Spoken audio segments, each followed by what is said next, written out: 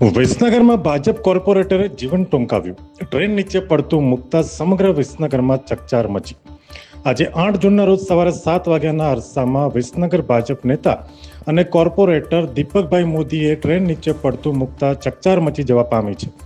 ઘટનાની જાણ થતાં લોકોના ટોળેટોળા ઉમટી પડ્યા હતા અને ભાજપ નેતાઓ પણ દોડી આવ્યા હતા.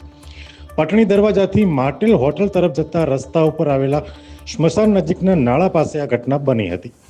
દીપકભાઈ મોદી તાજેતરમાં યોજાયેલી નગરપાલિકા ચૂંટણીમાં વોર્ડ 1માંથી બિનહરીફ વિજેતા બન્યા હતા. તેમને પાલિકામાં પક્ષના નેતા તરીકે પણ નિયુક્ત કરવામાં આવ્યા હતા. પોલીસે તાત્કાલિક સ્થળ ઉપર પહોંચી જરૂરી કાર્યવાહી હાથ ધરી હતી અને મૃતદેહને પોસ્ટમોર્ટમ માટે ખસેડી પરિવારને સોંપવાની કામગીરી હાથ ધરી હતી. અમે તમને આપીશું પળેપળના સમાચાર. જો તમે અમારા નિર્ભય માર્ગ ન્યૂઝ ચેનલને સબસ્ક્રાઇબ કર્યું નથી તો અત્યારે જ નીચે આપેલા આઇકોન બટન પર ક્લિક કરીને સબસ્ક્રાઇબ કરો અને શેર કરવાનું ભૂલશો નહીં.